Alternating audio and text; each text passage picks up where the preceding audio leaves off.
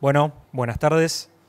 Mi nombre es Santiago Gasparini, soy ingeniero agrónomo, egresado de la Universidad Nacional de Rosario y les doy la bienvenida a este taller que está titulado Modelos de simulación de cultivos, ¿qué herramientas nos aportan? A cargo de Fernando Salvagiotti. Les recuerdo silenciar los celulares y por supuesto no se puede fumar. Y bueno, también les recuerdo la modalidad del taller que ya se les habrán dicho. Es un espacio para el disertante y después preguntas a mano alzada en el orden que se vayan generando. Bueno, Fernando es ingeniero agrónomo, recibido en la Universidad Nacional de Córdoba. Es Master Science en Producción Vegetal de la Universidad de Buenos Aires. Doctor en Ciencias del Suelo y Agua por la Universidad de Nebraska-Lincoln, Estados Unidos. Y además es investigador en el área de la nutrición de cultivos y fertilidad de suelos de INTA en Estación Oliveros. Así que bueno, habiendo dicho eso, los dejo en buenas manos. Bueno, buenas tardes a todos. Todos los valientes que encararon una charla a las 5 de la tarde que hice modelos de cultivo. A ver, ¿qué onda con los modelos ustedes? Cuando le dicen, vamos a hablar de modelos, se asustan. No, sí, las chicas sí, pero dicen, no sirve esto otra vez. Son demasiado.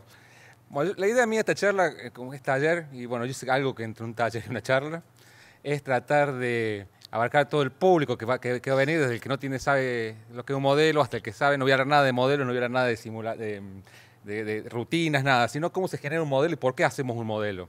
Que creo que es la pregunta qué herramientas nos pueden aportar. Después, si quieren, hablemos de cosas específicas de modelo, tenemos la eternidad para poder hablar, porque cada creador tiene su modelo para poder hacer sus cosas y representar lo que tiene. Pero básicamente, un modelo vendría a ser representar realidad a partir de información. O sea, todos queremos representar algo. Todos tenemos un modelo de vida, un modelo de rendimiento, un modelo de cultivo, un modelo de sistema. Todo es una representación de algo, ¿no? Para poder representarlo, necesitamos información que nos permita a nosotros cuantificarlo, describirlo, decir algo con respecto a esa información de lo que quiero representar. Y yo quiero que sea fácil aparte, ¿no? O sea, que yo rápidamente tenga la información y lo pueda decir, esto representa todo. Entonces, el mejor modelo desde ese punto de vista es este. El promedio. En promedio, la producción de Argentina es tanto y es un modelo, me representa. Ahora, sabemos que eso no es verdad, no nos representa todo. Es un modelo que nos representa la producción o el rendimiento de un lote. Ahora sabemos que eso es esa realidad. O sea, un promedio en un campo de un rendimiento, por ejemplo, representa varios suelos. Hice una pequeña parte de una foto que les puse, pero si ampliamos la escala son diferentes lugares, etc.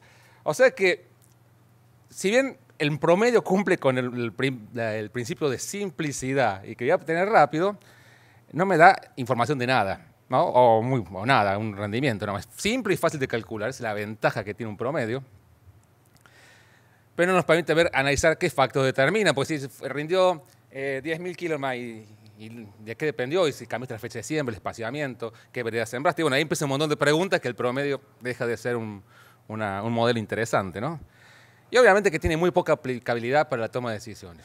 ¿Estamos? Entonces partimos de lo más simple. No hacemos ningún tipo de análisis. Pero para querer ver qué factores, como mínimo, para ver qué es lo que está influyendo en algo, en la producción, en el rendimiento, necesitamos asociar con alguna variable que tengamos de la producción al menos, ¿no? Para decir, bueno, esto dependió de la radiación, de la temperatura. Entonces, lo primero cuando uno piensa en tratar de sacar un modelo para sacar el rendimiento de un cultivo, es cuáles son los factores de producción que pueden afectar la producción de ese cultivo, ¿no? Y ahí empezamos a disgregar y a pensar, ¿no? Generalmente cuando uno va a hacer un modelo, empieza a hacer esto, mi objetivo es tratar de decir el rendimiento, la producción, cuántos nitratos hay en el suelo, qué material cae, y bueno, tengo que pensar qué es lo que me está influyendo o factores que están afectando a esa producción. Y en el caso de la producción podemos hacer una relación entre el rendimiento de estos factores. Entonces pensemos, a ver, ¿qué primero se les ocurre por factor? A ver, es un taller. Un factor de rendimiento. ¿Eh? Muy bien, nitrógeno es uno. Entonces, ¿qué otro? A ver. Muy bien, la lluvia, la temperatura, la radiación. Entonces, bueno, no podemos hacer un modelo así, ¿no? Entonces, en el cual la producción del cultivo va a depender de los factores estos que nosotros, de los nutrientes, el agua, y fíjense que algunos están en un lado, otros en otro. Bueno, no funca. Todo esto, entonces ya tenemos un modelo.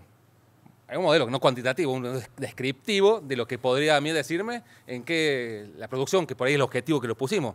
Pero si podemos poner cualquier cosa, podemos poner nitratos en el suelo. Entonces empezamos a ver nitratos en el suelo, que depende de la materia orgánica, depende, y hacemos otro cuadrito diferente, ¿no? Pero bueno, entonces vamos definiendo cuáles son los factores que van definiendo ese rendimiento, esa producción. ¿Y cómo los relacionamos? Yo voy a mostrar unos ejemplos para ver cómo relacionar. Por ejemplo, un trabajo de girasol, por ejemplo, que muestra las lluvias contra respecto al rendimiento. Ya tengo un modelo, ¿ves? Todo disperso los datos, como vimos. Y puedo trazar un límite, por ejemplo, hasta dónde puedo llegar a producir, que se llama las líneas de máxima producción. Puedo ser un poco más específico en la información que le doy. En vez de ponerle lluvia, le puedo ponerle evapotranspiración del cultivo, que tiene que ver más con la producción, que tiene que ver más con el cultivo produciendo. Bueno, los puntos se me van acomodando un poquito mejor. Son dos modelos, son dos representaciones del mismo factor que estoy evaluando, que es el agua, con diferente grado de precisión. Yo por ahí lo que quiero también es ser preciso en lo que estoy haciendo, ¿no? Y si pongo la transpiración solo del cultivo, sacando la parte del suelo, ajusto mucho más, ¿no? Entonces vimos que un factor es el agua, y ya vemos que la transpiración puede ser un factor importante. Si lo expreso como precipitación, voy a ser muy disperso en lo que esté expresando. La predicción que tenga va a estar bastante limitada, a lo mejor en un set de puntos nomás, o de acuerdo al objetivo que yo tenga. Pero en la medida que yo vea cómo está produciendo el proceso, voy a mejorar o no la predicción. Por ahora es un modelo de un factor con una respuesta, en el caso el rendimiento. ¿Estamos? Este es con radiación, por ejemplo, que radiación dijimos también que un factor. La radiación interceptada, la biomasa que se acumula. Son todos modelos, ¿eh? Esto van a ver esto, son todas representaciones de los factores de producción con los que yo estoy produciendo. Entonces, ¿qué pasa? Lo que vimos ahí es que ya tenemos un modelo un poco más elaborado, o sea, relacionamos dos variables. Entonces, es cuando vemos que las regresiones son una herramienta estadística que nos puede llegar a ayudar a hacer algún tipo de modelo, ¿no? Un tipo de modelo que nos da relación entre variables. Y hacemos variables 2, podemos tener una ecuación lineal. Yo puse que es fácil la ecuación lineal, pero los puntos se pueden relacionar de diferentes formas. Son diferentes formas de respuesta de los modelos ante un factor, ¿no? Y ahí podemos en esa ecuación ver, analizar los parámetros de esa ecuación que nos están dando información. O sea, ordenamos la ordenada del origen, nos está diciendo cuánto vale la variable y, si fue de rendimiento, ponele cuando no hay, cuando el x es 0, y si el x es n y el s es rendimiento, nos está diciendo cuánto rinde un testigo, por ejemplo, en el caso del nitrógeno que el compañero acá me estaba apuntando. Perdón, esa es la despendiente y esta es la ordenada. ¿Están atentos o no? La ordenada de la otra. La pendiente está diciendo la anterior cuánto cambia, cuánto cambia una variable por respecto a la otra, también es importante. La respuesta a la fertilización nitrogenada, cuántos kilos gano por cada kilo de nitrógeno, que es la respuesta agronómica. Es un modelo simple, pero nos sirve. Y el recuadrado nos dice con cuánto grado ajusta. Bueno, vamos viendo que ya tenemos una forma de poder empezar a relacionar las variables y generar un modelo simple. Pero ¿qué pasa? Las regresiones son también simples, son específicas de las condiciones en las cuales estuvieron evaluados. Entonces, si yo uso una regresión para poder predecir algo, si quiero hacer una predicción de la respuesta a nitrógeno o el rendimiento en función del nitrógeno en el suelo, voy a tener que ver en qué condiciones. Si es un solo experimento, va a estar dado por las condiciones que se hizo ese experimento. Por eso muchas veces nosotros, cuando hacemos experimentos de diagnóstico de la fertilización nitrogenada, hacemos muchos experimentos para que representen un montón de condiciones ambientales, para hacer un modelo simple de regresión, pero que por lo menos tiene incluidas todas las condiciones en las que fueron evaluados, ¿no?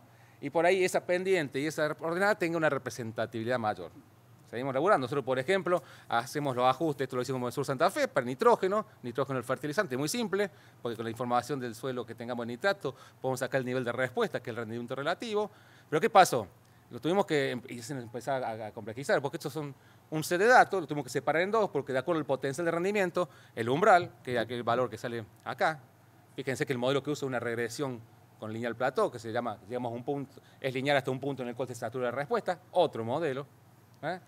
Pero cuando agarramos sitios con mayor potencial de rendimiento, teníamos que usar otra regresión. O sea, ya no nos hacía falta una regresión para representar. Necesitamos dos regresiones porque son condiciones ambientales. Yo identifique una condición que me está diciendo que tengo que usar dos modelos diferentes, ¿no?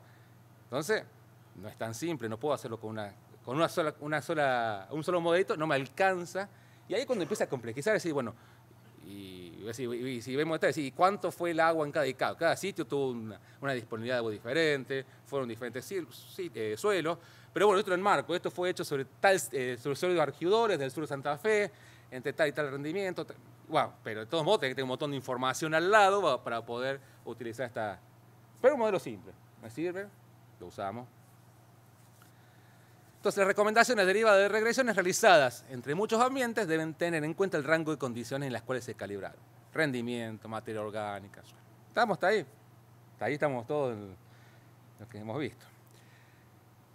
Pero dijimos que las relaciones son simplificaciones de relaciones mucho más complejas.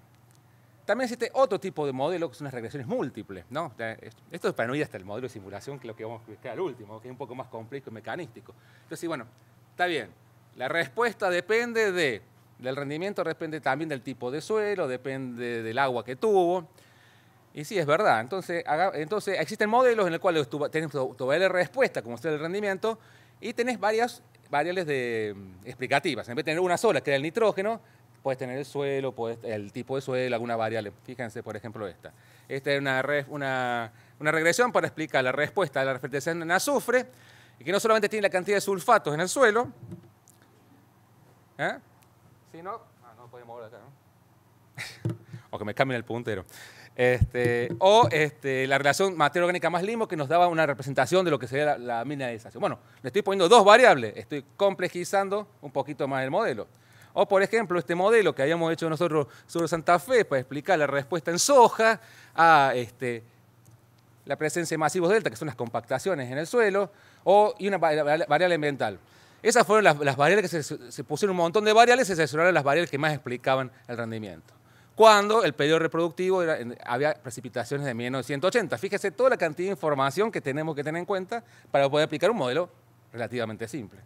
Fíjense que si en el periodo reproductivo había más de 180 milímetros, y ahí tenemos que meter materia orgánica, los masivos delta, la temperatura, para el set de datos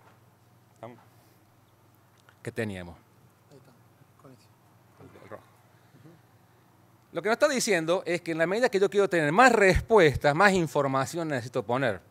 Y bueno, yo podría poner el millón de cosas que podemos ver en el campo, ¿no? Pero ya este modelo es muy limitado, tener que hacer un montón de mediciones, sacar algunas cosas. Y entonces tenemos que algo que sea más dinámico, algo que yo diga, la temperatura es tanto, o la temperatura en el periodo tanto, la radiación es tanto, ¿qué rendimiento puedo tener? Entonces, cuando yo tengo que sacar de algo muy empírico, que es esto, de explicar el rendimiento con una variable de respuesta, a buscar que se expliquen los procesos, y por ejemplo, cuánta radiación se está absorbiendo, se está acumulando, absorbiendo el cultivo, cuánta de esa radiación se transforma en biomasa, y todo lo que yo te estoy diciendo ahí son un montón de funciones y relaciones entre variables que se van entrelazando entre sí y que tendrían que darme al final del día cuánta biomasa estuvo acumulando. Son un montón de cosas juntas. Esto no me alcanza, porque esto es solamente una variable del rendimiento. Si yo quiero ver cuánto que es un cultivo, no me alcanza esto, no me da. O sería mucho más complejo. Entonces, mientras más preguntas nos hacemos, más variables hay que incorporar a los modelos de predicción, ¿no? Y es cuando ya las regresiones ya nos quedan escasas, ¿no? Y si yo quiero hacer una serie de años, ¿qué pasó? Y bueno, yo no sé cuántos fueron los masivos delta en los últimos 40 años en el mismo lote. Entonces, se compleja. Entonces es cuando empezamos a buscar otro tipo de modelos que le llamamos modelos mecanísticos, si quieren llamarlo. Ese modelo de rendimiento va determinado no solamente por alguna variable de suelo, como estuvimos viendo hasta recién, sino también por el manejo, el cultivar, el clima, todas esas cuestiones que interactúan, y empezamos ya a decir cómo hago para poder meter todo eso en un paquete y decirme el rendimiento. O si quieren hacerlo más complicado, para poder obtener ese rendimiento, tenemos que saber cómo crece un cultivo, ¿no? Ver cómo la radiación, el agua, la disponibilidad de agua, que la disponibilidad de agua depende de cuánto hay en el suelo, etcétera, me da la cantidad de crecimiento que puede tener un cultivo y que eso pueda ser llevado a rendimiento. ¿Me van siguiendo la idea? Algo muy más complicado. Entonces, cuando surgen modelos de otro tipo, ¿no? Que son los modelos más mecanísticos, yo les voy a mostrar acá. Este es un contenido del modelo. Mientras yo más comprenda el proceso, mientras más procesos estén involucrados en la comprensión, vamos a pensar, por ejemplo, que Si yo quiero saber cuánto crece el cultivo en un día, tendría que saber primero cuántas hojas tiene, de esas hojas tiene, cuánta radiación puede llegar a absorber, de esa radiación, cuánta radiación se transforma en biomasa real, o sea, porque parte se respira, ¿estamos? Pero a su vez tengo que ver cuánta agua tengo. Entonces, mientras más información necesite, hablamos de algo más mecanístico. Estamos hablando de que estamos explicando los mecanismos que están explicando mi variable final, que es la biomasa, por ejemplo. Pero bueno, nosotros podemos tener que la capacidad del modelo puede ser más de desarrollo, el empírico es la relación entre variables nomás, y podemos llegar a algo que me explique todos los procesos, todo, que sería algo más básico. Obviamente que en la medida que yo quiero explicar más, ¿no? Me quiero ir a algo más mecanístico, más datos necesito tener. Si yo quiero explicar la fotosíntesis de la hoja a nivel horario, tengo que tener todo un conjunto de información a nivel horario. O sea, una estación climática que me diga hora por hora cuándo está haciendo, porque esa es la escala a la que yo quiero hacer. Y ese es la otra gran cosa importante que tener en cuenta. ¿A qué escala quiero yo predecir algo? Porque yo puedo predecir algo a una escala de una planta, por ejemplo, yo quiero saber cuándo crece una planta y listo, porque desde el punto de vista de la biología me puede servir. Yo quiero un cultivo, una cuenca. Entonces, las magnitudes y las precisiones de los datos que yo necesite van a depender de la escala donde yo esté trabajando. ¿Tá? Entonces, vamos a tener muchos modelos. Entonces, cuando decimos, yo uso modelos, ¿para qué lo usás? ¿En qué escala lo usás? ¿Para investigación o para predecir un rendimiento en la producción? Porque todo eso va a depender del dato que tenga. Entonces, yo quiero predecir cuánto crece la planta en un día, que necesitaría tal vez datos horarios. Si vos me tirás la radiación del día, no va a servir nada de la... ¿Me van siguiendo? Porque estoy viendo la radiación promedio del día. ¿Van siguiendo el concepto? Necesitamos complejizar para poder explicar cuánto crece un cultivo. Todos sabemos que pensar cómo crece un cultivo es bastante complicado. Y bueno, yo como mínimo, ya dijimos cuáles son los factores, ya lo dijimos que nos interesa la genética, el manejo, el suelo, el clima. Y yo para poder predecir ese rendimiento, tendría, como mínimo, que poder, primero que nada, poder predecir la fenología, un modelo que me diga cuándo ocurren los periodos fenológicos. Nos acordamos, se han ido algunas charlas, etcétera, etcétera. Los periodos críticos en los cultivos son importantes. Yo tengo que saber predecir cuándo ocurre en el maíz el R1, porque es el periodo crítico donde se define el número de granos. ¿No sabemos bien a eso? Bueno, entonces tenemos que tener un modelo que seguro nos define la fenología, que también nos defina cómo va creciendo el cultivo, ¿no? Tener ecuaciones que nos estén diciendo que en base a la disponibilidad de los recursos que tenga, en base a cuánta radiación, cuánta disponibilidad hídrica, etcétera, me diga cuánto está creciendo el cultivo en un periodo determinado. Lo podemos complejizar y podemos poner que quiero saber cómo es la dinámica del agua, ¿no? Entonces, si lo estoy creciendo es un suelo, qué tipo de suelo tengo, cuánta agua se acumula, y esa agua cómo influye en el crecimiento, en la absorción, en la transformación de la radiación. Todo lo que estoy hablando son todas ecuaciones que estamos desarrollando, que muchas veces se desarrollaron aisladamente en la parte de la fisiología, pero que hay que unirlas para poder determinar el rendimiento. Y obviamente, el nitrógeno puede ser otras variables, y obviamente para obtener mi variable que es el rendimiento. Ahora fíjense, de pasar de esa ecuación de regresión lineal simple, en la cual yo le ponía un solo dato y me daba el rendimiento, y sabíamos con cuánto error podemos tener, a tener algo que me esté capturando toda la información que tenga del ambiente, del manejo, etcétera, meterla en ecuaciones que me puedan dar el rendimiento en diferentes condiciones ambientales. Entonces, van viendo la diferencia, ¿no? Si no, hay muchos cursos de modelo que pueden ser. ¿Qué sé yo? Yo le voy a mostrar algunas ecuaciones porque no me alcanza el tiempo y no es el objetivo, pero fíjense, esta es una ecuación que se usa en todos los modelos de cultivo, que es radiación y la fotosíntesis. Todos sabemos que mientras más luz tenga, más va a fotosintetizar con una curva de este tipo. Entonces, si nosotros queremos predecir cuánto va a crecer una planta en un día determinado, ¿no? Y yo tengo el dato de radiación, ¿no? Si yo tengo esta ecuación, que es la que está metida dentro de los modelos, yo podría determinar cuánto fotosintetiza ese día, o sea, cuántos dióxido de carbono va a estar fijando en bruto. A su vez, si a eso yo le aplico otra ecuación, porque de eso que aplica en el bruto, no se va a usar todo en el crecimiento, parte se va a respirar, se va a perder, y tengo una ecuación que me dice cuánto de ese dióxido de carbono va a pasar a crecimiento, me va a decir cuánto va. Y así sucesivamente hasta que llego al momento del crecimiento, puede ser. Podemos hacerlo simplemente. ¿Cuánto va el crecimiento? ¿Está hasta ahí? Imagínense ahora si yo le cruzo el agua, le cruzo el nitrógeno, son todo un montón de ecuaciones que tienen que estar actuando simultáneamente. Entonces, ¿qué pasa? No lo podemos manejar con una regresión. Si lo quieren, lo pueden hacer con el Excel. Yo he hecho algunas cosas con el Excel y tiene sus límites.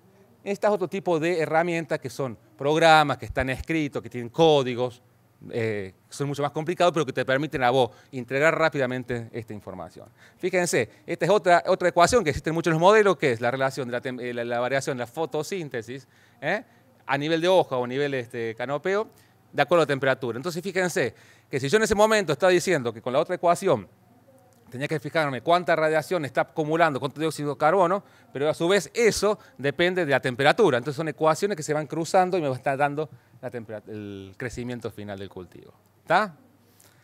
Con lo cual, los estudios básicos de cultivo son buenísimos para esto, para poder, o sea, estos estudios son básicos de los años 60, 70, fueron la base para poder desarrollar los modelos de crecimiento de los cultivos. Por supuesto, todo modelo que usemos, tiene que tener una validación y una calibración, o sea, calibración y validación. La calibración es un proceso por el cual las ecuaciones, por ejemplo, que tengan el modelo o los parámetros que influyen en esas ecuaciones estén calibrados, tengan valores que estén adaptados a los materiales que yo estoy trabajando, por ejemplo. Y la validación significa que si yo uso un modelo, cualquiera, desde el más simple hasta el más complejo, lo que yo estoy prediciendo se relacione con lo que estoy observando. Si no, no sirve. ¿Está? Voy rápido, muchachos, a las 5 de la tarde. Entonces, los software, lo que uno termina comprando cuando usa un modelo de cultivo es un software que los especialistas llaman interfaz del usuario, que en realidad es lo que uno va con el teclado, mete los datos y le sale la salida, ¿no?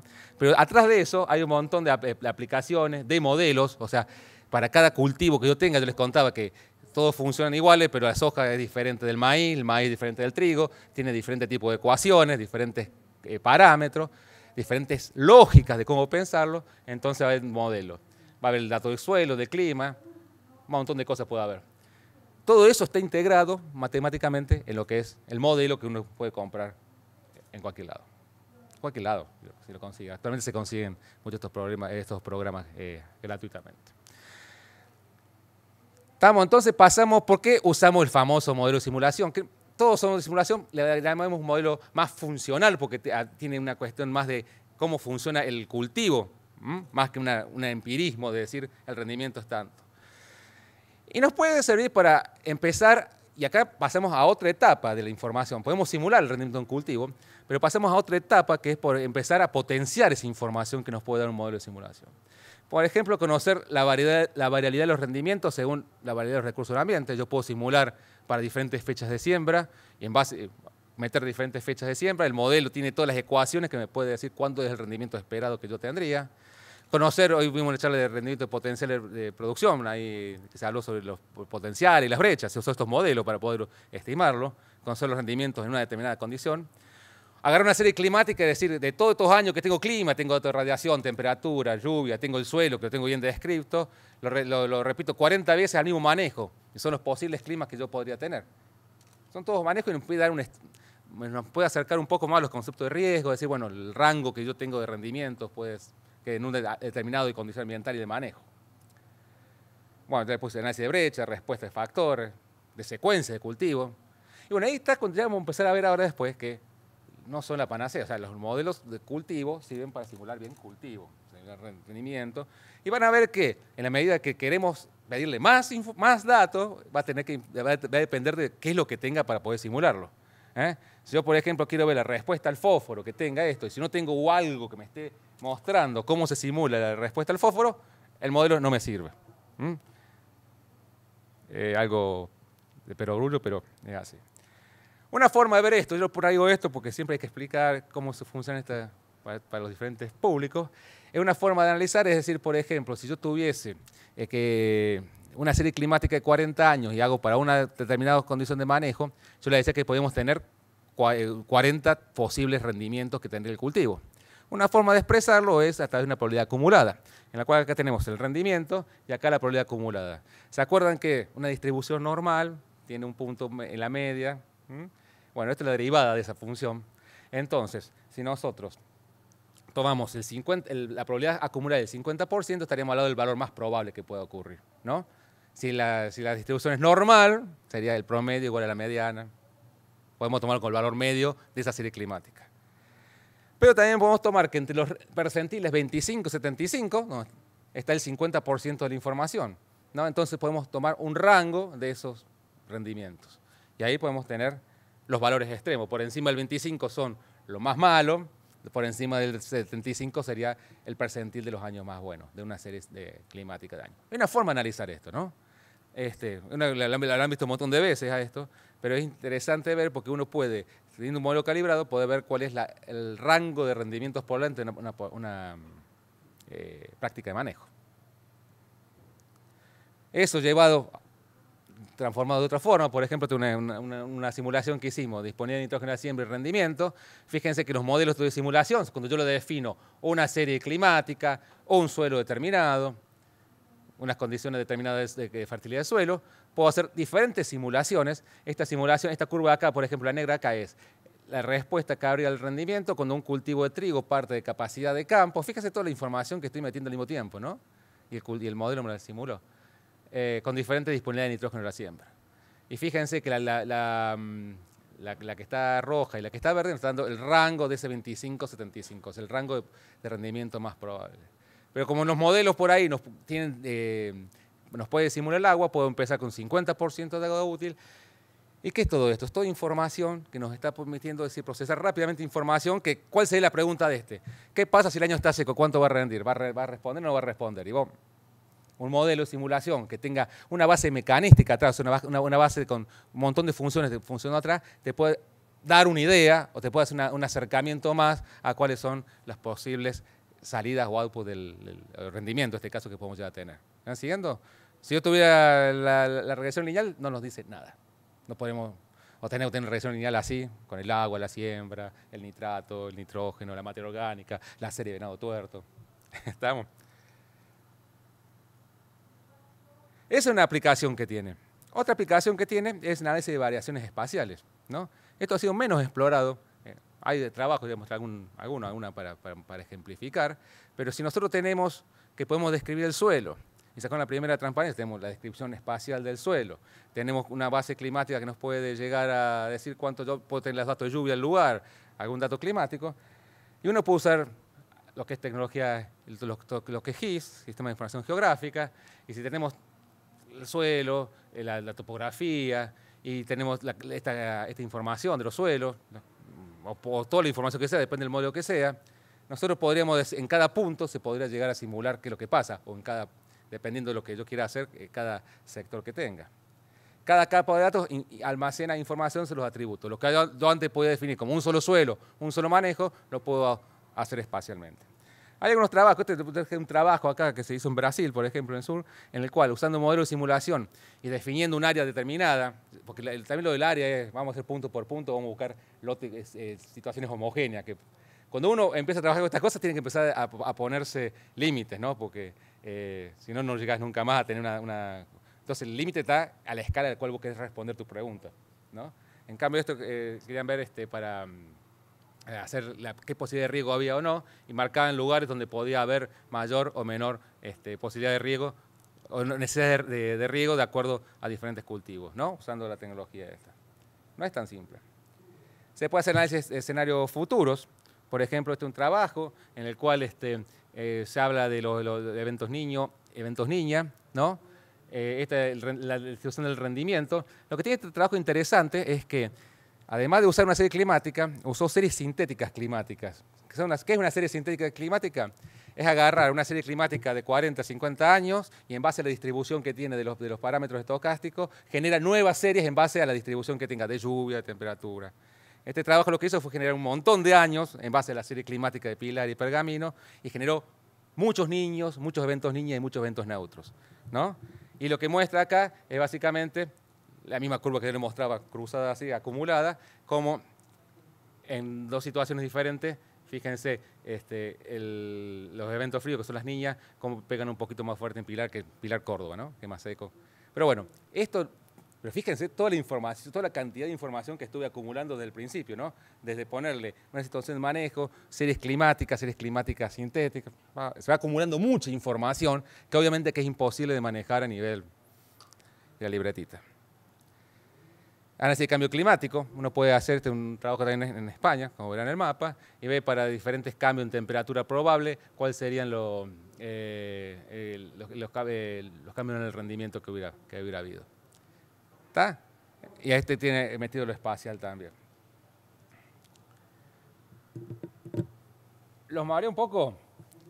¿Qué era el concepto? No, porque el uso del modelo de simulación es decir, no existe el modelo de simulación, existen los modelos de simulación que sirven para algo. Imagínense, yo lo que quería hacer con este taller o mostrar es cómo es el proceso de pensamiento de un modelo. O sea, ¿qué es lo que hacemos? Tenemos que pensar primero cómo lo hacemos, qué tenemos en cuenta. Y a medida que nosotros vamos metiéndonos más, necesitamos más información. Y por ahí no lo tenemos. Porque por ello quiero simular una relación que existe, qué sé yo, quiero sacar la nitrificación de la materia orgánica a partir del nitrógeno total y no encontrás nada, entonces tenés que hacer investigación. Porque lo que vos querés modelar, en realidad la modelación termina siendo la posición mental de una persona que ordenó la idea de una forma determinada. Entonces cuando nosotros usamos el CERES, cuando usamos el SORO, cuando usamos cualquier modelo, estamos usando, obviamente que no fue ninguna idea loca, fue gente que se juntó, desarrolló en base a ciertos criterios una idea, lo cual vos podés desarrollar tu propio modelo porque tu problema puede ser otro. Pasa que no, la complejidad es interesante. ¿Estamos? Entonces yo tengo le voy a poner algunas ideas de conclusión, pero la idea sería que preguntemos, no era una clase de modelos esta específicamente, si quieren trabajar los cursos de modelos duran al menos de una semana, 15 días por lo menos, hasta que uno puede llegar a entender cómo funcionan, ¿no? Porque lo más importante de los modelos, que las conclusiones, es ver qué lógica tiene atrás del modelo. Porque a lo mejor vas a encontrar un montón de modelos interesantes y el rendimiento lo simuló de una forma muy mecanística. Todo el rendimiento lo terminó multiplicando lo que obtenía por 1,5. Eso no lo sabes a lo mejor. O por un factor. Esas cosas hay que saber. Hay que saber qué es lo que está atrás de un modelo para saber cuáles son las limitantes que tiene, ¿no? Y usarlo. No tener miedo a decir, porque ya empiezan la otra, no sirve el modelo, ¿qué vas a ver? No, sirve porque nos ayuda yo creo que la principal historia de un modelo, que es la pregunta, ¿qué herramientas nos aportan? Es poder procesar información, sintetizar, poder obtener, si no estamos siempre haciendo lo mismo, ¿no?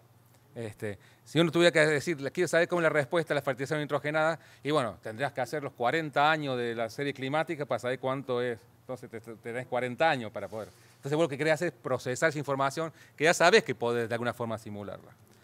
Entonces, ¿qué herramienta nos dan los modelos de simulación? Esa es la predicción, básicamente, que uno pensaría, que lo que uno quiere es predecir algo. Integrar información. Yo por ahí no quiero solo para predecir, integrar información. Si estoy trabajando sobre un proceso, quiero saber cómo influye. Muchas veces pasa, cuando uno trabaja a diferentes escalas, que yo me estoy trabajando, hay gente que trabaja, por ejemplo, en la escala de planta, está bien, ve muchos efectos, y después eso, cuando se traslada a una escala de cultivo, se diluye. O el efecto no es tan marcado como lo veía en escala de planta. ¿Pero por qué? Porque hay otros factores interactuando. Bueno, los modelos te permiten poder ver eso, ¿viste? Si vos modelás los factores que están... vos podés decir que algo que vos ves en una planta, cuando está en cultivo, tiene mucho menor efecto, ¿no? O al revés.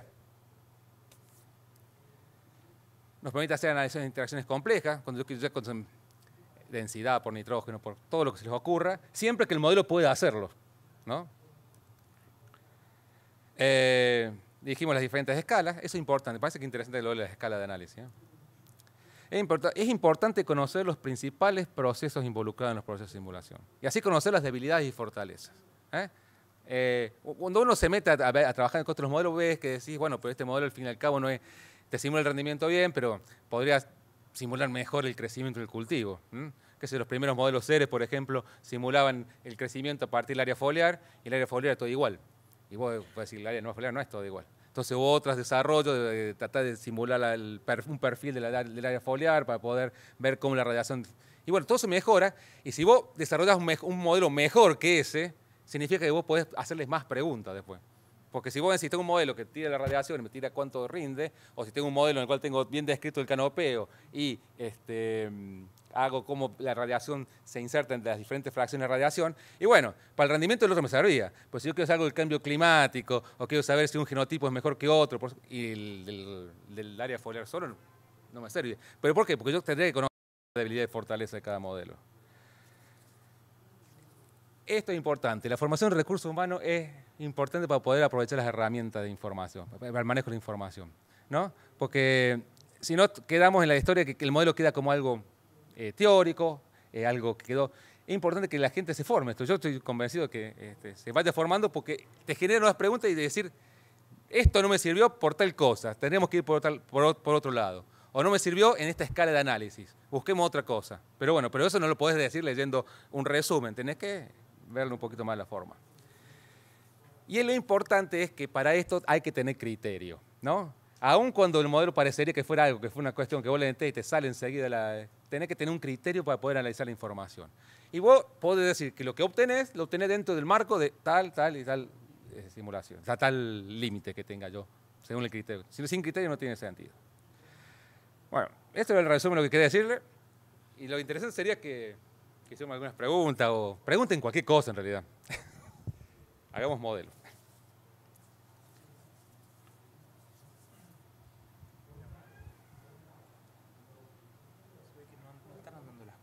No están dando las cosas. Bueno, le damos las gracias a Fernando y bueno,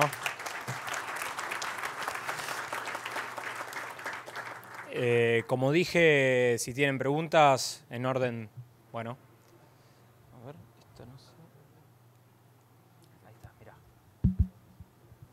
Sí, no, un par de comentarios. Me parece importante lo siguiente. No sé si se escucha atrás, ¿lo estoy hablando? Me parece que quizás por la cuestión de tiempo no presentaste una cuestión que es fundamental en esto, es que hay un montón de simplificaciones de los modelos CERES que están en carcasas mucho más amigables que usan al CERES, pero no exigen saber manejar los modelos CERES. Y es el caso concreto, por ejemplo, de triguero, granero, maicero, sojero, todos esos modelos que usan esta misma lógica, pero que simplemente el que usa ese modelo simplemente define un par de escenarios distintos y ya con eso le tiene una predicción. Pero ¿qué es lo que está atrás de eso? Y una parte que también faltó en las conclusiones, que los modelos, como decía Antonio Hall en su curso de ecofisiología con Graciela Magrín, que fueron pioneros en dar esos cursos, yo tuve, como soy más viejo que muchos de todos ustedes, el placer de haberlo tomado con ellos, son fundamentales para formular hipótesis. Es decir, si uno mira la cantidad de variables de manejo que entran en juego para definir un rendimiento, son infinitas las combinaciones. Sin embargo, lo interesante que uno puede testear con un modelo es que de esa infinita combinación de variables, hay 3 o 4 combinaciones que marcan la cancha. Y eso es lo que permite definir los modelos de simulación. Entonces, por ejemplo, volviendo al caso de una predicción de rendimiento de un cultivo de trigo, la respuesta a la fertilización, y capaz que la cosa pasa por fecha temprana, fecha tardía, tipo de suelo, lugar, oferta de nitrógeno y condición de año y agua inicial. Y nada más. Porque las densidades son más o menos, no varían tanto las densidades, sí por fecha, pero no dentro de cada fecha. Entonces, densidad dentro de fecha de siembra no entra como combinación. Y me parece que eso es importante. Y entonces, eso, tener en cuenta que estos modelos de simulación, hay personas que calibran, obtienen, los manejan, todo. Pero lo importante es que al productor o al asesor le llegan carcasas mucho más simplificadas, que se descargan, que están en una computadora, que se pueden ver online. El modelo, por ejemplo, explorador de cultivo de Pioneer, está hecho con esto. Y ahí uno directamente tira y le dice una probabilidad de temperatura alta, de helada, lo que sea en maíz, un rendimiento potencial. Hay un montón de... La página de cálculo, las decisiones de las densidades de siembra para los distintos ambientes. Y tiene atrás una base de modelización también. ¿Sí? Eso, simplemente quería aclarar eso. Bueno, muy bien. Es verdad, es así. La historia está que me parece que lo que uno tiene que saber, lo que detrás de esas carcasas, ¿qué es lo que hay? Sobre todo por el que es asesor o el que quiere un poquito por atrás, porque si no te quedás con que es esto, meto. Y la verdad que lo que hicieron esos modelos, lo que favorecieron fue esa historia de no meterse a trabajar con el modelo en sí, que requiere un poquito más de formación. Pero pensemos siempre qué es lo que hay atrás. Eso me parece que es interesante el concepto también.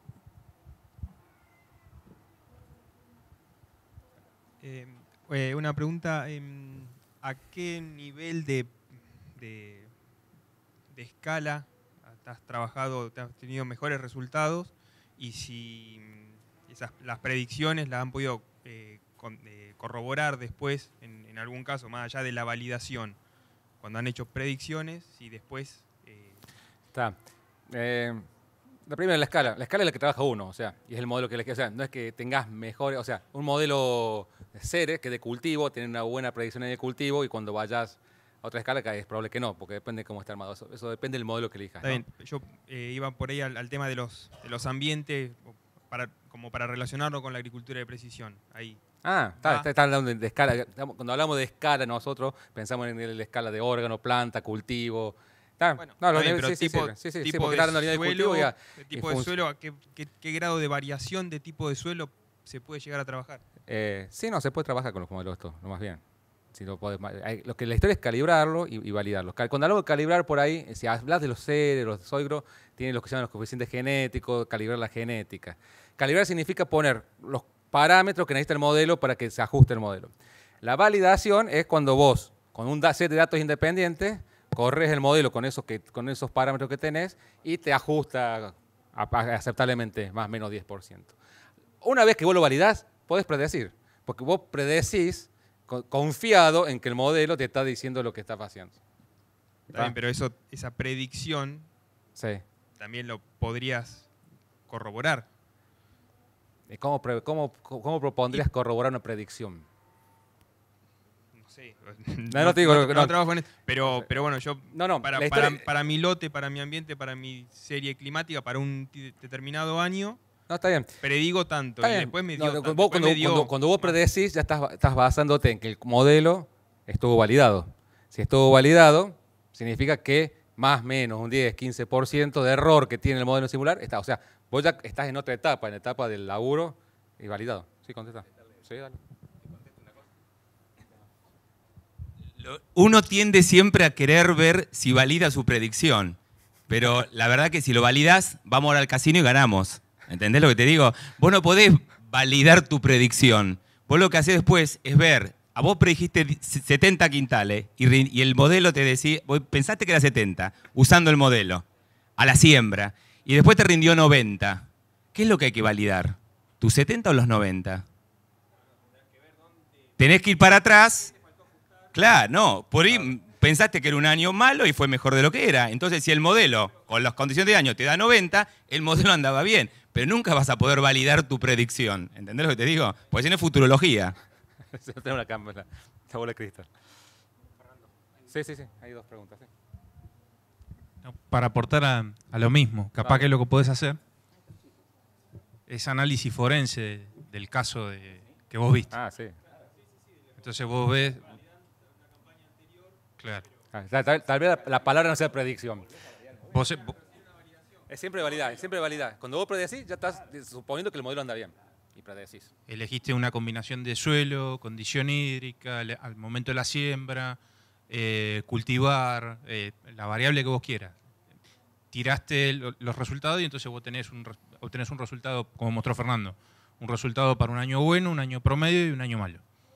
En el mejor de los casos, ¿no? Entonces vos transcurre tu campaña, vos tenés el resultado cuando entraste con la cosechadora y tenés el valor de rendimiento, y entonces vos reconstruyendo para atrás decís, mira, cuando yo hice esto, que seleccioné todas estas variables y vi que en un año bueno me iba a dar 90 quintales, y no dio 90, dio 92, está bien, aparte lógico, porque tiene un nivel de error asociado intrínseco, digamos. Si vos no tuvieras error, tendrías la realidad. Entonces el modelo ahí ya carece de sentido. Ahí va la pregunta ya.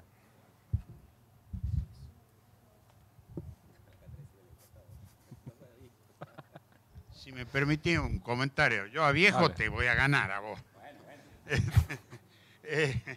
No, lo que yo quería decir es que acá está muy bien lo que están conversando. Esta conversación me parece muy interesante. Pero, digamos, en los modelos DISAT se trabaja y todos los derivados, se trabaja con coeficientes. Esos coeficientes son promedios. Es como si vos decís, ¿cuánto llueve en Venado? 1000 milímetros. Es el promedio. Ese es un coeficiente. Entonces, si a vos te llovieron 800, si te llovieron 1200, ya, chao, está fuera de órbita. Entonces, los modelos que trabajan con coeficientes Por ejemplo, digamos, los coeficientes genéticos, eso es lo que decía Fernando recién. Si vos tenés el coeficiente genético de una soja de, ponerle grupo 3 o grupo 4, ese es el promedio de cuando llegó a R1, suponte vos, en muchas localidades y todo lo demás. Pero si vos sabés que la soja, ponerle una grupo 3 o una grupo 4, solamente está influenciada por la temperatura, por la suma térmica, y en vez de un coeficiente, que es la regresión que se hizo de muchos ensayos y todo lo demás, te da un promedio, y vos trabajás con la suma térmica, un año que es más fresco y un año que es más cálido, va a cambiar en 3 o en 4 más o menos. Yo, por ejemplo, la otra vuelta, ahora he hecho 26 años. Y en los 26 años sembraba, digamos, ponía que esto con el modelo Sinclair, que no tiene nada de coeficiente, ni un solo coeficiente. Entonces, ¿qué es lo que hacía? Ponía el 20 de octubre, sembraba una soja del grupo 4 para Marco Juárez. Y ponele vos, me cambiaba del promedio de los 26 años, me cambiaba en 4 días más o en 4 días menos, dependiendo de la suma térmica, porque yo estoy trabajando con suma térmica, no estoy trabajando con un coeficiente. Entonces eso hay que tener mucho cuidado, y perdone que me extienda en esto, hay que tener mucho cuidado porque entonces vos calibras, y como dicen los yankees, it's a dog chasing your own tail. O sea que es un perro que se va tratando de morder la cola, porque vos vas calibrando para validar. Entonces, ¿qué estás haciendo? Estamos jugando. Bueno, eso es lo que acaba de decir, es los limitantes o lo que nosotros debemos conocer de los modelos. Tenemos que saber hasta dónde hay. Generalmente, cuando uno hace, en el caso de los DISAT, uno tiene que tratar de que esa calibración abarque muchos ambientes. Esa es la limitante que puede tener, para poder tener una buena validación después. O sea, porque tenés que tratar de capturar la mayor variabilidad ambiental para el genotipo. Pero bueno, esa es una de las grandes limitantes que tiene esos modelos, por ejemplo, por la gran cantidad de coeficientes que tiene. Se han desarrollado otros modelos de cultivo, el modelo de Sinclair, por ejemplo, pero hay otros modelos que han tratado de simplificar la parte del coeficiente. El coeficiente genético, para integrarlos a todos, es un número que está muchas veces en estos modelos que te dice, tiene los fenológicos que te dice cuándo va a ocurrir un determinado evento fenológico, y tiene otros coeficientes que te dice, que habla sobre lo que es la generación del rendimiento, básicamente. Uno tiene que tener, o sea, vos para tener ese coeficiente o para hacer esa validación, tenés que tener un set de experimentos para poder validar esa fenología, ¿no? Para poder hacer ese coeficiente para después aplicarlo en el campo. Era limitante. Yo creo un talón de Aquiles que puede tener estos modelos, por ejemplo, el que tenga muchos. Hay otra serie de modelos, por ejemplo, que decían los holandeses, por ejemplo, que eran mucho más genéricos, que lo único que hacían era lo que demostraba cuánto fotosintetiza, te aplica un coeficiente por maíz, por ejemplo, porque tiene las hojas más angulares, y te daba. Y bueno, era un modelo mucho más simple. Han servido modelos base eso para desarrollar otros modelos posteriormente.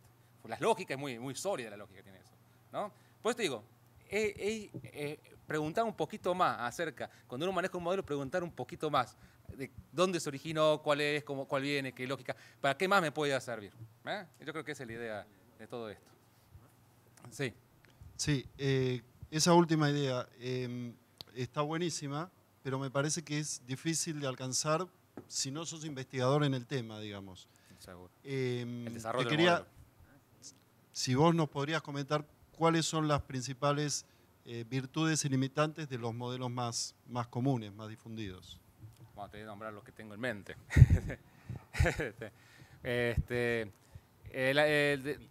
Sí, el limitante de los seres. Los seres tienen el limitante fuerte de los coeficientes genéticos. O sea, que tenga un genotipo calibrado, y si vos no tenés un conocimiento mucho de los genotipos, tenés que hacer por cada genotipo o grupo de genotipos, tenés que hacer una calibración. Con lo cual necesitas una estación experimental, la universidad, que te haga un coeficiente para vos poder utilizarlo para hacer la predicción que decía que acompaña. ¿Está? Hay otros modelos mucho más simples. El Sinclair es un modelo simple. Utiliza relaciones muy simples, es menos mecanístico tal vez que en algún sentido. A ver, no, en algunas situaciones no, en algunas situaciones sí. Pero bueno, pero te tira mucho más simple. Por eso no está tan desarrollado comercialmente como los seres, por ejemplo. Entonces, esa es una limitante que tiene. Después tenés, ha salido, la Universidad de Nebraska sacó los Hybrid Maze, por ejemplo, que cambió un poco la lógica del coeficiente genético, usa solamente el R1 como... Ese también se compra, tenés que validarlo. La historia es que vos traes cualquier paquete, la historia es que la validación tenés que hacerla siempre. Porque, digamos, este es el más ventajoso de todos los modelos que hay. Bueno, primero lo que tengo que hacer es decir, ¿funciona o no funciona? O yo tengo la información suficiente como para que funcione o no. Una vez que yo tenga eso, se puede usar. Después hay otras familias de modelos, si querés decir, más simple, mucho más simple. Acá en el INTA tienen los modelos de fenología, por ejemplo, el CIFE soja, el CIFE maíz, que va a ser en el futuro, o el canol de trigo en la universidad, que usan la temperatura, el fotoperíodo, y rápidamente te da uno de los valores más importantes que hay en el manejo del cultivo, que es la fenología. Yo creo que a lo mejor, antes que el rendimiento y todo eso, vos lo que tenés que saber predecir es fenología. Porque vos con la fenología marcas el periodo crítico y ahí vos podés decir después, si tengo radiación, si tengo agua, puedo decir y hacer juegos mucho más rápido que usar un modelo. Y entonces por ahí, yéndose con un modelo de fenología, yo puedo ya rápidamente darme una idea de lo que va a pasar con el cultivo, ¿no? Entonces vos fíjate cómo yo busco el modelo que se adapte a lo que yo quiero trabajar. Entonces vos decís, mira la cantidad de información que tengo que meterle. Aparte, que cuando trabajás con los modelos te metes en ciertos formatos, etcétera, que todavía no tenemos una universalidad de todo eso que podamos tenerlo, aunque se está apuntando. Pero bueno, busquemos algún modelo simple que para mí me sirva. Y existen, los modelos fenológicos en el país existen y son bastante buenos. No sé si contesté En esta charla de modelos terminaste siendo tan amplio que después cosas, pero la idea es esa. Yo creo que lo interesante de ver es, cuando trabajas con el modelo, porque vos decías, la primera parte que yo expliqué cómo se desarrolla el modelo, es cómo tenés que hablar con mucha gente, ¿no? Como hay un tipo que tiene la idea general, pero tenés que hablar con tipos que te estén tirando centros sobre... Porque yo sé que el nitrógeno es el factor del crecimiento. Ahora, ¿cómo lo puedo meter dentro de una simulación para que me sea mecanístico? ¿Me das una idea? ¿Qué tal, Fernando? Buenas tardes. Hola. Yo te hago una consulta un poco llevándolo al plano de técnico usuario de una carcasa amigable, para que de alguna manera... ¿Vos cómo lo ves que pueda ser factible? Yo trabajo por una empresa, estamos trabajando en eso, y es una consultora de clima que básicamente, bueno, estamos trabajando algo en simulación de cultivos, calibrando y validando esos datos. Básicamente, nosotros hacemos hincapié en la variabilidad del clima, es decir, y estimaciones de predicciones, más que todo de fenología primero, y bueno, nos hace mucho ruido en lo que es rendimiento. Nos basamos un poco tomando datos de INTA, de las redes de ensayo de INTA y bueno, ensayos particulares. Claro. Pero es bastante engorroso. Tenemos una chica que está... ¿Pero cómo simula? O sea, ¿cómo haces para simular? ¿Usás un modelo de esto de cultivo? De SAT, sí. El de SAT usás. Sí. ¿Y dónde te hace ruido? ¿En el rendimiento? Y en rendimiento hace mucho ruido. Bueno, ahí hay que ver los coeficientes, por empezar. Primero veía, por empezar, los coeficientes genéticos que tengas de fenología primero y después los de rendimiento. Buscar un set de datos y empezar a validar. Hay el soy, creo que el más complicado, por ahí tiene el de biomasa. Y bueno, yo empezaría a jugar con eso. Lleva tiempo, o sea, y es frustrante. Pero vos tenés que jugar con eso. Y con datos reales. O sea, vos tenés set de datos de fenología real, y tenés que vos tratar de que tu modelo ajuste al dato real, en principio, que es la calibración. Y que tenga cierta lógica lo que estás haciendo.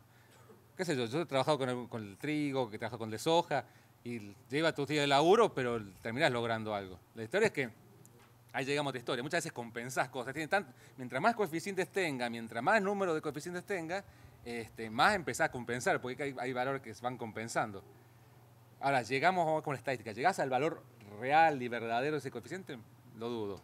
Pero mejor sí para el conjunto de datos que vos estés manejando. Ahí sí. Nosotros, bueno, nos está dando una mano, a veces un poco dando una mano, guiando Pablo Abate, que es parte de Trigo. Pero, a ver, nosotros tenemos la meta de desarrollar una plataforma como para que el usuario también pueda editar y calibrar en función a nivel de lote, cuando hablaba de escala. lo que es... Está bien, pero los modelos estos, la información del lote, cuando vos haces un DISA también lo pones, o sea, no es la información de entrada que se llama. Lo que estamos charlando es la información de funcionamiento del modelo, que son los coeficientes, o si te querés meter más abajo, te metes en el código fuente del modelo y cambiar la tasa de fotosíntesis en función de la temperatura. ¿Me vas siguiendo? Y si querés hablamos más, cuando los DISA tienen como 3 o 4 archivos, que tienen los archivos de cultivares, tienen el archivo con los parámetros de las temperaturas óptimas, mínimas y máximas, y eso lo podéis ir manejando vos. Esto está que vos, en la medida que vos toqueteás, como se dice, vas modificando todo. Eso tenés que tener mucho cuidado y tiempo para poder realizarlo. No, sí. Después, la última etapa, si vos querés trabajar un modelo, meterte en el código fuente y cambiar la lógica que tiene el modelo de por sí mismo, o ecuaciones que tiene metida adentro. Bueno, ¿ninguna más? Si me permiten, perdón, Fernando. Sí, dale.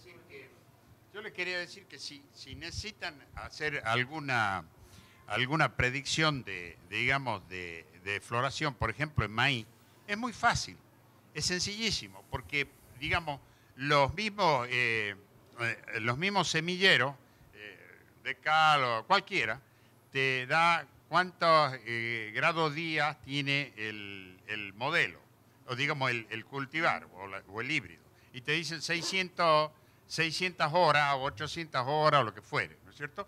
Entonces, si vos te pones a sumar, haces una suma térmica y decís por encima de 8 grados, ¿qué temperaturas tengo? Y vas sumando, ¿no es cierto? Y vas haciendo la sumatoria, vos tenés perfectamente con eso, con un Excel, ya tenés exactamente cuándo va a florecer desde el momento en que vos lo has sembrado, ponele el año anterior, con las temperaturas del año anterior. Y si vos tomás un promedio de todas las temperaturas de todos los años, podés tomar el 20% superior, el 20% inferior y qué sé yo, y jugar con eso.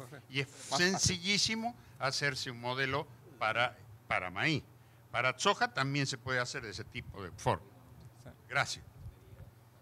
Bueno, ¿listo? Gracias a los valientes que tomaron la posta. Bueno, gracias, Fernando, de nuevo.